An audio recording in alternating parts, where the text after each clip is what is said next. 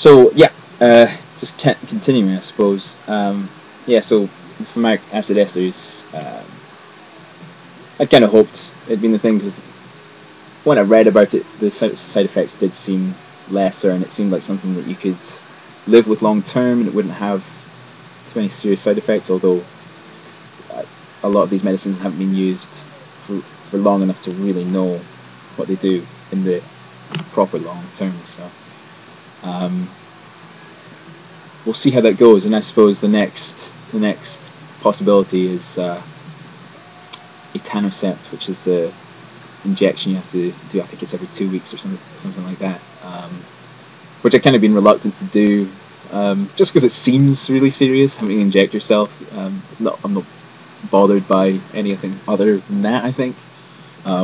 Again, we'll see what the side effects are, because every medicine I've had so far, I really haven't enjoyed the side effects. Some of them have seemed okay at first, and then when you've been doing it for 4 months, you just can't take it any longer. So it's about balancing that out, I suppose. The psoriasis is stressful and it hurts, but there's not a great deal of point in trying to replace it with something else that's stressful and also hurts. Yeah, I mean, I've had a lot of people kind of come to me and say, by the way, I'm on my knees on the floor and it really hurts. The room's crap, I don't know where to sit. Sorry. A lot of people have come to me and suggested other things, things like gluten-free diets, dairy-free diets, wheat-free diets, all these things that are kind of supposed to work in a holistic way. Obviously, there's things like acupuncture that's suggested. And I'm just so skeptical, I really am, when I read some of the kind of supposed science behind it. It just doesn't hold up when I think about how my body works, how my diet is to begin with. I mean, I'm a healthy person. And I mean, I suffer from ulcerative colitis as well, which is an intestinal condition which limits my diet as it is, and to try and work around 2 special diets and still get the nutrition I need, and just be able to enjoy eating, is almost more stress than I can really face. So even though I listen to people when they give me that advice, I don't think I'm ever really going to give it a shot. Maybe that's not wise, and maybe I'll end up doing that if the next medicine along the line doesn't work. So we'll see. Yeah, so anyway, the lead up to this video blog, I also kind of looked on the internet and had a look at what other people might have put up on the internet, just as a guide to what people saw as acceptable to talk about with psoriasis. And I've seen some written blogs. They're actually really nice. People try to be positive and just share experiences in an honest way, and that's what I want to do. I want to be honest as well, but I really do want to be honest in both ways.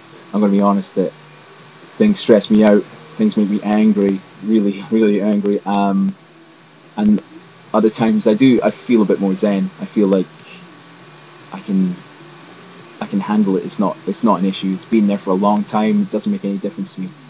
And sometimes it can just be a day-to-day thing, I suppose. And one of the things that annoyed me when I was looking on the internet was I came across the fact that Leanne Rimes, famous person, has had psoriasis since she was a wee kid, and at times very severe psoriasis.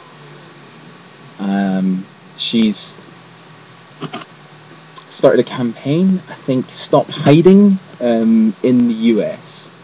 Kind of runs with stats like 7 million people in the US have psoriasis. But you didn't know this. And the one thing I noticed on both the kind of promotional video that I saw and what was meant to be more of a kind of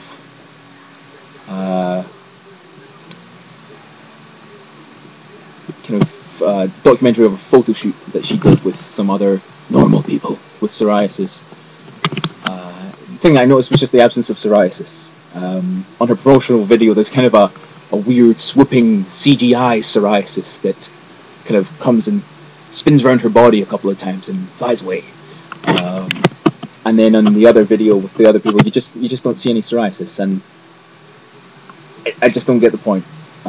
So you lucky people get to see my psoriasis, and today's been a pretty good day, and a lot of my mood can be dictated so easily by what I see on my arms and on my torso in the morning. So those are the parts I'm going to show you, and it might be difficult to see on this crappy webcam, but that's probably easier for you all to take. Just have a look, see if we can get that. So it's nice and flat today. You can see it's quite widespread. Just the redness is quite dry, but flat and dry is better than mad scaly and everything. I've been a bit of a walking dust bowl. Other arm as well. These are the patches on the inside of my arm that basically determine how pissed off I'm going to be with the first person I meet on the way to the bus to work. And